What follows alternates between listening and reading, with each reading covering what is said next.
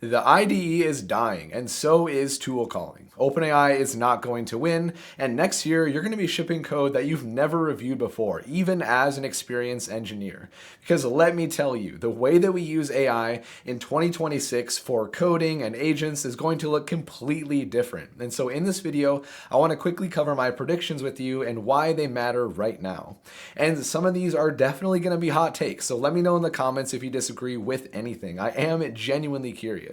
And before we dive in, yes, I have partially lost my voice, I'm sure you can tell, but I'm still really excited to get into all this with you. All right, so for the first prediction, IDEs are dead, at least as we know it, because traditional IDEs where the code is the focus of the interface is simply going to become irrelevant when we're so hyper-focused on orchestrating different AI agents. So we're moving towards more of an agent manager interface where we can kick off agents in parallel to work on different features in a code base or even work on different projects at the exact same time. And we're already starting to see this with Google's anti-gravity, for example. They have a traditional IDE component, but they also have this agent manager where we can kick off these different work requests for our agents across different code bases. We can review things just like we would with a GitHub PR, and we can have our comments here that it'll address in real time. It's really, really cool. And Cursor, with their new 2.0 update, they also have something like this.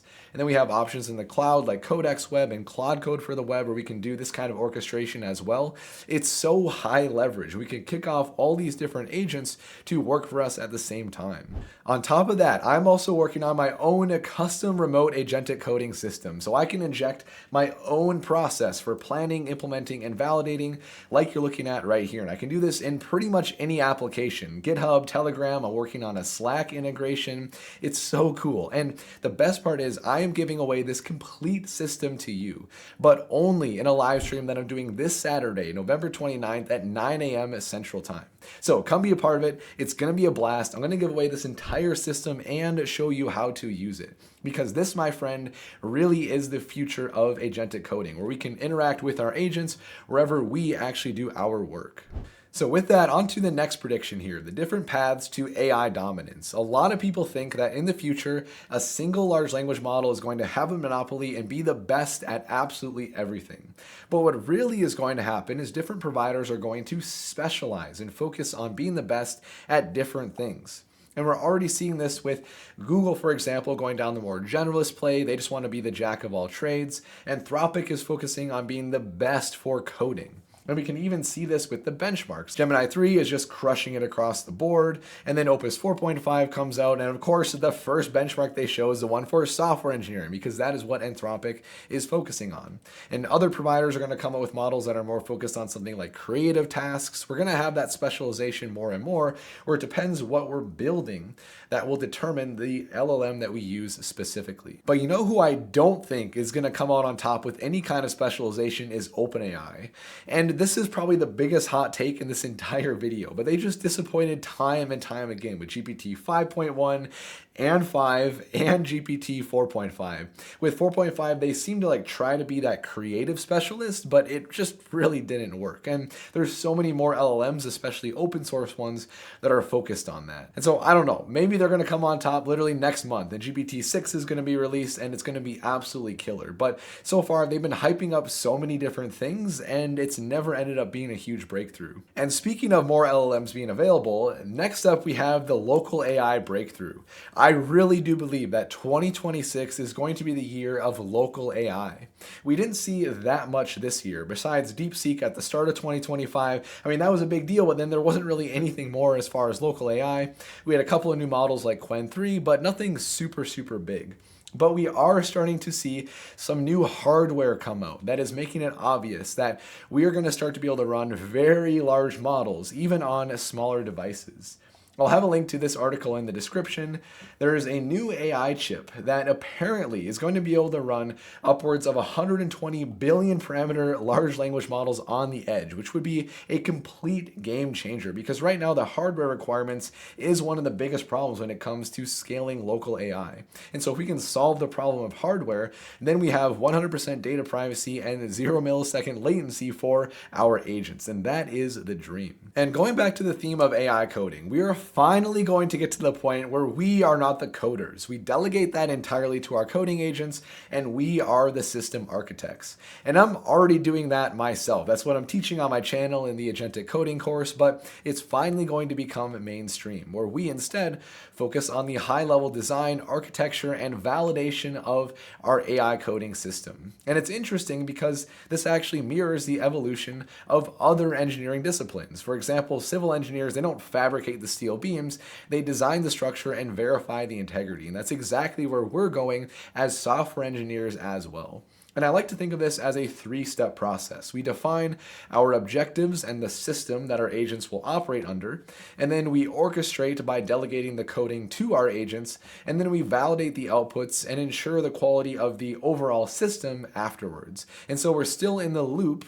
We are the final say in whatever is created, but we're delegating the grunt work, all the coding, to our coding agents.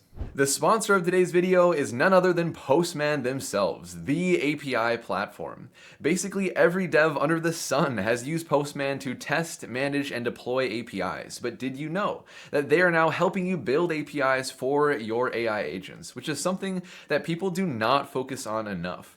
57% of organizations say that AI has increased the number of APIs that they manage. And the reason for that is when you deploy an agent to production, it's sitting behind an API and then also using APIs for the tools. And so APIs are no longer just the infrastructure. They're a strategic backbone for your agents. And so making sure that your APIs are robust is equally, if not more important than the rest of building your agent, like selecting the model, for example. And so Postman makes it possible for us. And what they have here is the 90-day AI readiness playbook, your guide to building this API infrastructure for your agents. So I will link to this guide in the description. It's definitely worth the time investment. If you don't put time into developing API readiness, I can promise you that your agents are going to fall into chaos when they're deployed in production. And Postman gives us a lot more than just their guide. They have an AI Agent Builder. When here we can build production-ready AI agents sitting behind the Postman API infrastructure. They have a ton of templates for you to get started. You can obviously make your own as well. You have this low/no code builder that makes it really easy to stitch things together to build any agent that you want. They have their agent mode to help us build and test things as well. And then when we deploy our agent, this is the best part that really leverages Postman. We have all of the monitoring and performance metrics, the dashboard to set up alerts, all of the production-ready infrastructure that we'd expect from Postman. So I will have a link in the description to the Postman AI Agent Builder, because if you are serious about building production-ready AI agents and APIs, you should definitely check this out. And our agents themselves are also going to change a lot next year, because code execution is starting to replace tool calling. Because the problem we have with tool calling right now is that all the capabilities that we give our agent, they have to take context up front. And so when you try to give a lot of different tools to an agent, you completely overwhelm it. And so code execution is a massive token reduction. It's also faster and more flexible, because essentially what you're doing is you are giving the agent the ability to generate its own capabilities at runtime by writing the code to interact with the API or whatever it needs to do.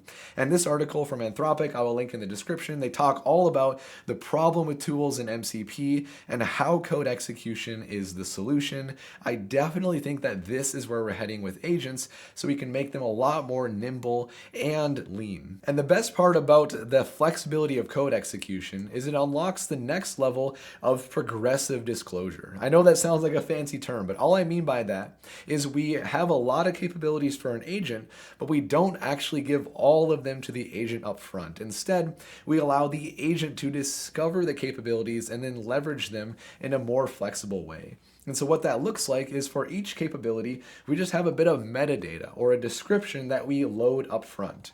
And then when the agent zooms in on that description, it says, I want to leverage that capability, then we will load in the full instructions. That might include scripts or a guide on how to generate the code for that tool, whatever that might be. And so now we can practically scale to infinity, because all of these capabilities don't have to be loaded at runtime. It's just this tiny description.